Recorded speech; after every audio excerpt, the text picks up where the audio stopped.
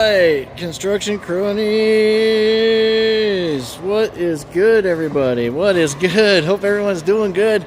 I got something to show you guys here. It's kind of crazy, something I've never done before. So a lot of this job, like I said, there was no details in it, so I've had to kind of design things as I go. So this is one thing I really, man, it took me all day to build this thing. Just like, it's nuts. So it's just like a regular rectangular bulkhead, but it's in a free-floating like structure inside of a 40-foot high building, and these walls are only 12-foot half-inch, right? So how do you hang a bulkhead in the middle of something like that? Well, I'm going to show you. So hit that like button for me, guys. I really appreciate you guys. If you have any questions, please ask me in the chat here, or if you're on the replay, just leave them in the comments, dudes. Hey, Will Cash, what's up? This is what I wanted to see, man. Oh, 100%. So yeah, check this out, bro. So I got the curved walls are all up as well, right? I don't know if I showed you guys those yet, but yeah, they're up. But yeah, this is the bulkhead. Check this baby out, man. Boom.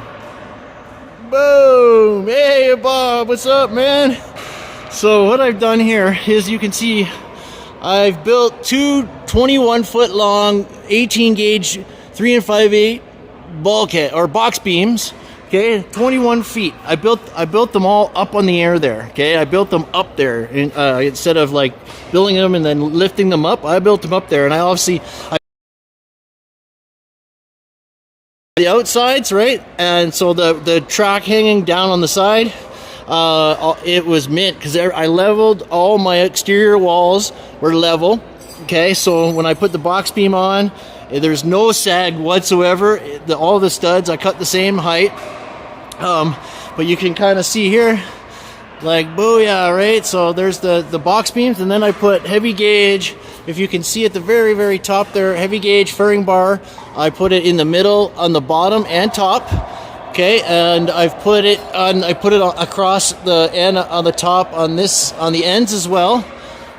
Shoot, I don't have you can kind of see it, right? The furring bar. So there's furring bar as well, the 18 gauge furring bar going across the top and along the bottom, so I can get the track going this way onto it.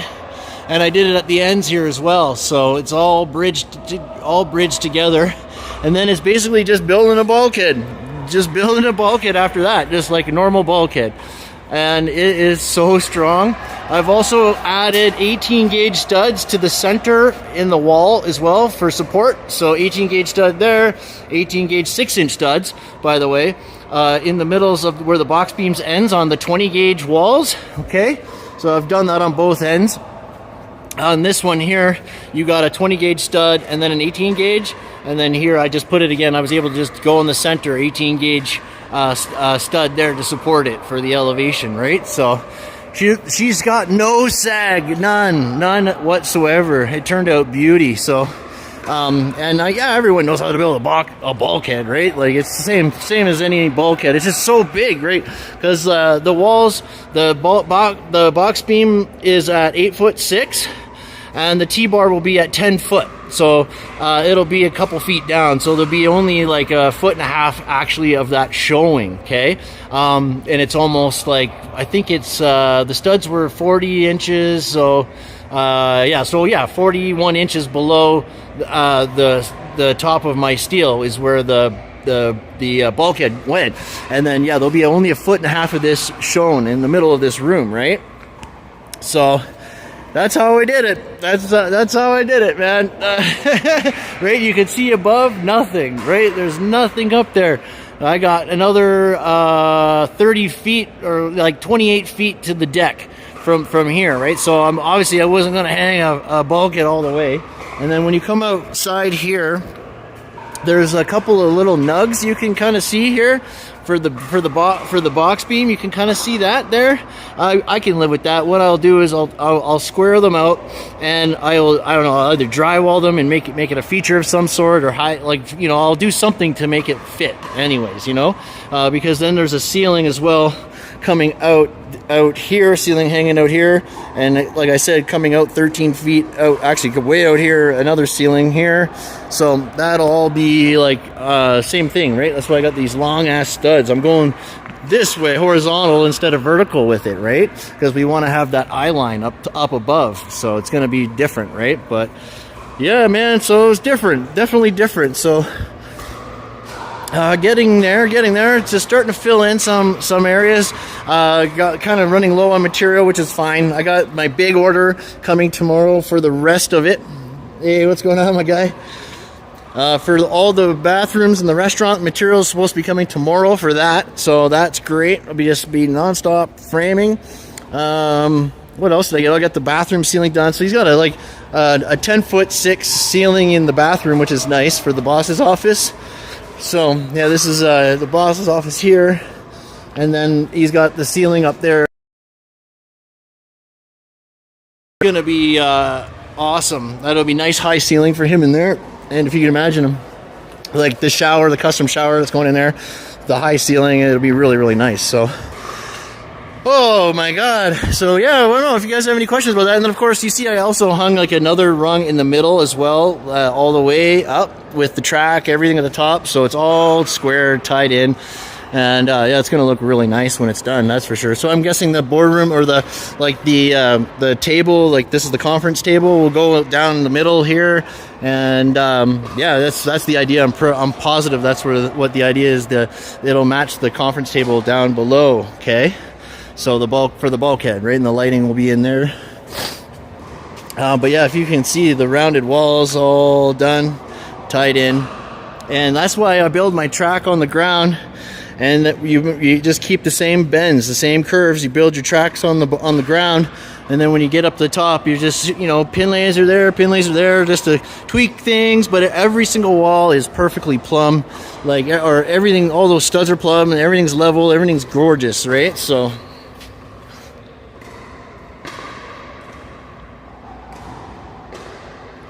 No, not on the ends. Not on the ends. I didn't.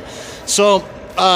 I'm gonna put some like a little bit of angle on that. What I did was, because it's 21 feet to the outside, but on the inside it's like a little less than 20 feet.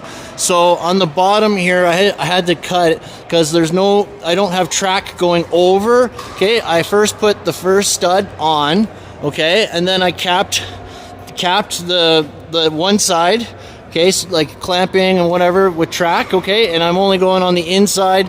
I'm putting 2 screws in the studs through the wall track, okay, but yeah, there's no track going over there, okay. It does go over a little bit on this side because at the top I put the 10-foot piece in the middle to stagger the joints, right, and then I put 2 5-foot pieces on the ends at the top, okay, and I just went as far as 2 sticks of track would get me, right. So, but it's perfect, it works perfect. There's no sag, but I do highly recommend not just putting the 10-foot piece in the middle, but putting the 5s in the end as well, because that really tightened it up.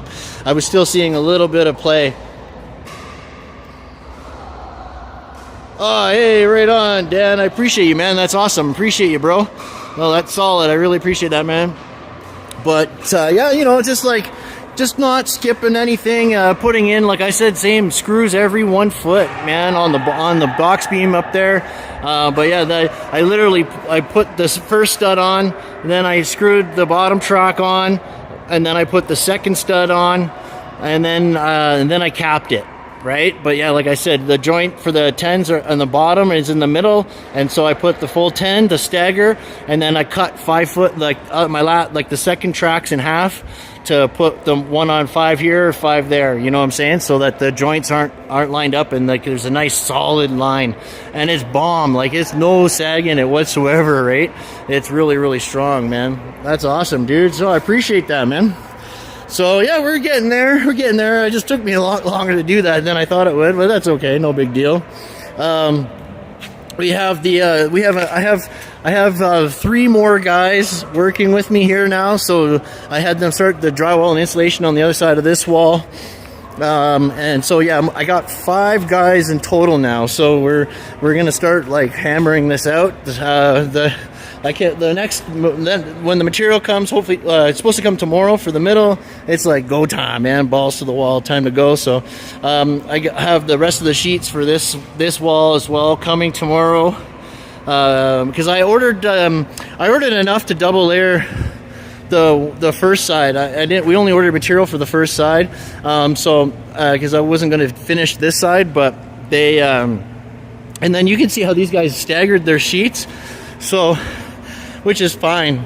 They put the 6 6-foot pieces on the bottom for the first layer, and then a 10 foot 6 at the top for the second layer, which is perfectly fine. And then they're also staggering the vertical as well. So yeah, man, hopefully we get some, hopefully we got enough dry. I got another 120 sheets coming. I'll try to get them to drywall the rest of this wall, and then the entrance over that way as well.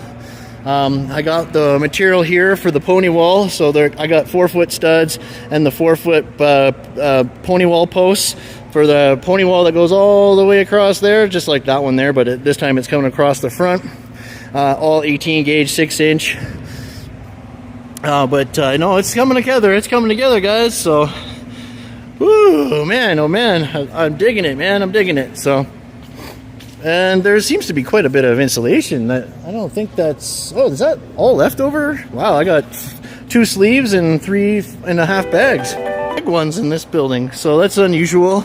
But like I knew, it's going to be a heavy gauge, heavy duty job. That's why I wanted to do it so bad. Like, it's different kind of job, right? So I was been doing like TIs like crazy, all light gauge and kind of same old, and I knew this job would be a little more challenging, right? So I'm like, yeah. And plus, there was no structural engineer, so there's no details. There's none. There's no detail. There's no elevations, really. So I'm having to design everything as I go. And the full height wall that's going all the way back that way, I'm gonna design it so that we have windows and different things in that as well. So it'll be cool. But yeah, it's coming along. It's coming along. So yeah, I got to try to get to as much of this front wall here I can get done as possible. And then I don't know if I can do the ceiling or not. I'm not sure, but the electrician needs to get up there, and then HVAC needs to get up there. And yeah, so then they're happy with this because they can run their duct right on it and everything. So yeah, they're happy with that. And then I have furring bar to put on for the, for the T-bar guys. Like, T-bar guys can install that too or whatever. But I have 2 Baker scaffolds coming as well tomorrow, so that'll be helpful. Because getting the lift in and out of the rooms is a real pain in the ass. But I don't really need a lift for 12-foot walls. But my benches aren't quite high enough. Between these benches at Baker's, it's perfect. So it'll be much quicker too. Getting driving the lift is also what took probably the time, a lot of time away from me too, right? But yeah, that's the bulkhead, my man. So we're done there. We're done that. And there's plenty to go. I also did record this whole process, guys. So it'll be like the second week of June. The second week of June, I'll have lots of time for editing, so I'll try to get as many videos edited in that week as I can, or I have 10 days basically of kind of downtime. Not downtime, but my wife is going on a cruise with her mom, so I'm like, I gotta be the house husband for those 10 days. We can't take care of the kids, so I'm trying to get this job to a point where all I have to do is kind of come and do quality control and supervise and order and whatnot, and then I can spend a lot of time in the office and editing and all that, so it'll be great. But yeah, I guess that's it for today, boys. But I appreciate you guys so much. And again, hit that like button for me if you really can. I really, really appreciate it. If I missed anything or if you have any questions, leave me a comment. You can ask me right now if you want, if you can catch it.